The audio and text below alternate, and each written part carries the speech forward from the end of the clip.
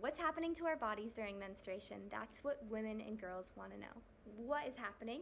What products can we use? What are the best products? What are your experiences using these products? Both moms, aunts, teachers, we have to share this with our young women. And we have to be comfortable with ourselves, using these products, expressing these products, sharing these products for the next generation to feel the same way. Welcome, I'm Victoria Layden, and thank you for tuning in to my Reproductive Revolution video series. Today's video will go over my thesis findings, the research that I've conducted under Dr. Lara Owen in my Contemporary Menstrual Studies course. My thesis was bridging the gap between what women were taught at a young age, what they experienced, and what they learn now, putting that together to what they wish they learned as a young woman who is beginning menstruation. How can we bridge this gap between the two? So the Reproductive Revolution is bridging the gap in reproductive education. The research that I conducted was qualitative data taken through surveys, interviews, and conversations. One interviewee said to me, "We should be talking about these things. It should not be seen as an embarrassment." And I feel like that is more common, that people don't really talk about this. Menstruation is a huge part of a woman's life, and we should be openly talking about these things. I had another interviewee mention that she's joined many online women's circles and groups to feel that connection. This course with Dr. Lara Owen taught me that all of us women, we are connected through this red thread of life that we all women have. It connects us all together. And I'm so grateful for that and for you for tuning in and listening to this story.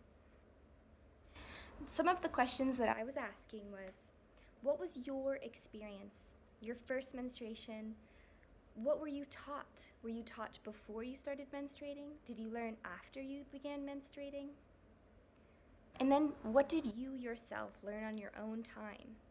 How can we combine this together to help other women learn the way that you wished you learned about menstruation in your own body? So what I have found in my surveys was that some women will begin menstruating at 9, in 3rd or 4th grade, which can seem very early and scary. And then there are some women who are very athletic and they may not get it until about 17 years old, which leaves a huge gap there between 9 and 17 of women beginning to bleed. Girls benefit from having a conversation about menstruation and having a first-time bag with the essentials to get them confidently and comfortably through their menstrual cycle. I had one interviewee that said because she had a very great relationship with her mother, she was comfortable going to get her period and had a bag with products for her first time. So when she got her first time, she just took her bag. She didn't even want to tell her mother. She just took her bag and she experienced her first time on her own. And having that bag and having that preparedness of a strong connection to her mother really helped her to feel confident in her own body and through her own first bleed. So this is the foundation of women feeling prepared, connected, and comfortable in their body, bleeding with menstruation, is a strong foundation to their mother. Their mother needs to therefore be strong in herself and her own experience with her body in education on menstruation. Yet many mothers may feel awkward or not able to tell their daughters these things. And preparedness comes from having open conversations with a female trusted adult. So if mothers are not comfortable speaking to their daughter, therefore having a teacher or a mentor or some woman close to them who can share these experiences, share this knowledge and power with the younger generation, because through this preparedness grows connection both to the woman's body, to the woman's self, but also to the other women around her. So many are taught first through their mother or a friend, and then they are taught through school. Yet, can we be teaching young girls better than we have been, was my question. For the young women whose mothers could not deeply explain menstruation, we need those strong educators, a third person party to come in and educate. I had an interviewee mention that she only really remembers her health teacher's explanation through the funny random bits. One example was they watched an old 80s video, which was their menstruation education class. They watched an 80s video of a girl getting her period, and her mother gave her a giant bag of pads to bring to school that looked like diapers. And she remembers that scene because she does not feel it was realistic, and so therefore she remembers that. She also remembers her health teacher teaching her about reproduction as a plug and a socket going together. So these random, unrealistic bits sticks out in the young child's mind about what menstruation is. So that was with the health teacher, which you already feel so comfortable with and don't want to listen to. So therefore, having a third person party come in, a trusted female adult who's comfortable with the topic, comfortable teaching young women these things, and then allowing them to slowly open up to the question will really benefit. So through my thesis, I believe that young women who are taught a proper, prepared menstrual education therefore connects them deeper to themselves, to the women around them, and therefore to the earth, and a conscious conception, a conscious generation of women who are in their own powers can come and rise. So bringing in that third party to the school, or taking the girls outside of school and having them learn this through someone else, or just really diving deep as a mother or an aunt and taking that responsibility for other girls. Brings me on to my second part of my thesis, which was what we had wished we learned. So that was, the first part was how we could have learned, and now this is the juicy detail part of what we wish we learned. Now, I will just brush over some of these details, and I will create further, more detailed videos on each of these, so therefore you can educate yourself, or other women can read and learn it for themselves, listen for themselves. What is it that we wish we learned, or we have learned, or still need to learn as a menstruating woman through my interviews, through my surveys? Here we go. Our bodies. Details on what is happening to our female bodies scientifically. Not just the woo-woo or the brushed off, oh, you will bleed at this time of month. It may change every month. Just, we would like to know scientifically, structurally, what to expect. Women want to know about their bodies, scientifically, what's happening. We have 4 different seasons in our own bodies every single month, which correlates to the moon cycles and the moon's phases.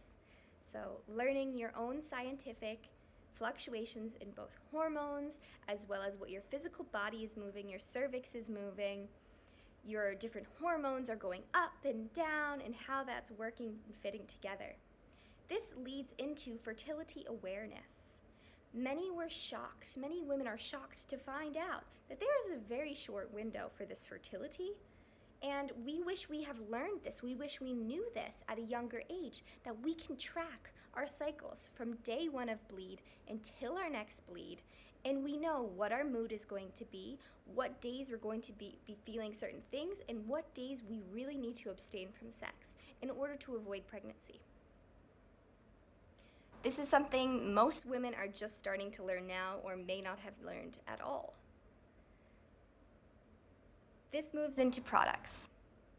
How do we even use these products? I particularly remember the first time I had to use a tampon because I was going to a party, a beach party, and I was so young, and it felt very traumatizing for me because I knew I had to use a tampon because I couldn't use a pad if I was going to go swimming, and how to deal with that. As a young woman, my first time, I didn't know how to do it, and I wish that I had more comfortable experiences with women around me that I could ask. So how to use these products, as well as the various options of products. When I was growing up, and when most women my age were growing up, and even previously, we were just given tampons and pads, and that was it. There's so many other options now. First of all, there's organic options now. You can have organic pads and organic tampons, which is way better than inorganic for our own bodies as well as the earth body. Now, we're moving into a greater awareness of life and earth sustainability, that we now have reusable products. We've got menstrual cups, we've got menstrual discs, we have sea sponges, and we have my personal favorite, period underwear. I wish I was given these options as a young woman bleeding. I started out using pads. Most women have started out using pads, and it just feels uncomfortable. It feels noticeable. It feels baggy. And that's what we were given, and we had to deal with our first menstruation as an uncomfortable situation because of the products that we were using. I feel now that we have period underwear, that's my favorite, or we feel so natural to be a woman. Now we're on to birth control. This is again kind of related to the fertility awareness. How many women don't even know that they are fertile for 5 to 7 days of the entire month? We are mostly given by our gynecologist or by our mother, you should take hormonal birth control. And this is the option that we think you should have, and you should have it. And as a young woman, you're just like, okay, I don't want to have a baby, and this is what my mother or my doctor is wanting for me. You don't want to ask questions. You're kind of just ready to do it. It would be nice if doctors and mothers and teachers can explain there's many different kinds of birth control. There's the hormonal birth control, there's the implant, there's a disc, there's a ring. There's so many different kinds of birth controls. But there are long-term effects, there are current side effects, and you may even not have a period or have an irregular period. And most women who went on birth control weren't told these things, and then experienced these things, and then had to heal themselves after that because they weren't taught, they weren't explained, they didn't think of it. We should be seeing the whole picture of birth control because it's more than take this pill every day and you will not get pregnant. It's much, much more than that. And I believe that the future of women need to understand that, want to understand that, have the option to be understanding these things. And this leads us into, having a baby is a more than one person job. It takes two people. What are the opposite sex learning about menstruation? Are they learning about the fertility window? Are they learning that women have certain times of the month? Like, what are men learning? Are moms also teaching men this? Or are fathers teaching men this? Do men discuss this? I've only had, I think, in my relationships, I've had 2 boyfriends that have actually asked me, oh, you have your period, how are you feeling? Are you okay? Can I help you in any way? And wanting to help me while I was on my period. Only 2 boyfriends I've had plenty of boyfriends, unfortunately. And only 2 of them in my later half of my life have actually cared and wanted to help take care of me while I was on my period because he understood what I was going through. How many men don't even know what we're going through? And we're expected to do all the same things that we're supposed to be doing every other day of the month.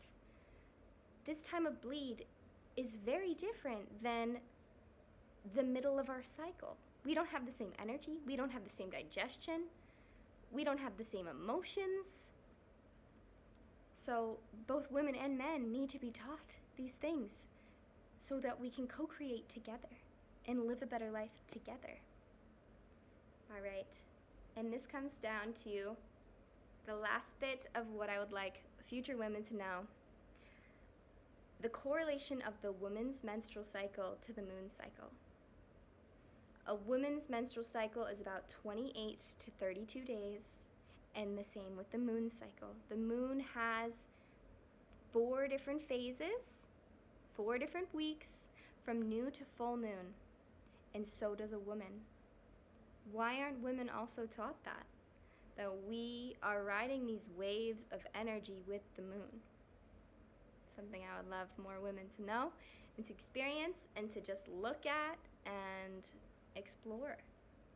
And the last part of my experience was what I learned through this Contemporary Menstrual Studies course, which was the history of menstruation, the history of products that women were using, how we got to where we are today in products, in birth control, in women's history, in women's rights. We're here now, 2022.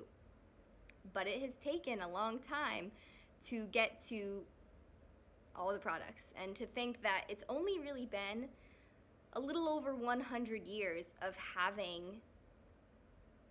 disposable products for use.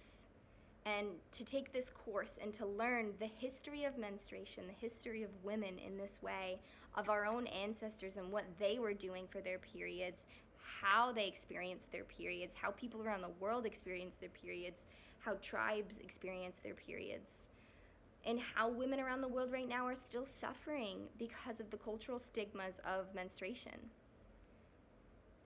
We are all connected through this red thread of life, and I'm so grateful to be able to be a part of these women rising, and to be a part of the fact that we see so much beauty and potential in bleeding, in connecting with other women and educating young women and women today into connecting to themselves, to connecting to other women, connecting to their bodies and their bleeds. I'm so grateful for Dr. Lara Owen for hosting this course, connecting me to so many great women, and pushing me into this passion of menstrual education. Thank you so much for taking the time to listen to this, and I hope soon to create videos into detail on more of the things that women wish they knew when they first were getting their periods. I'm sending you so much love and warmth with the fire behind me, sending it all to your way. Peace, love, and light. Namaste.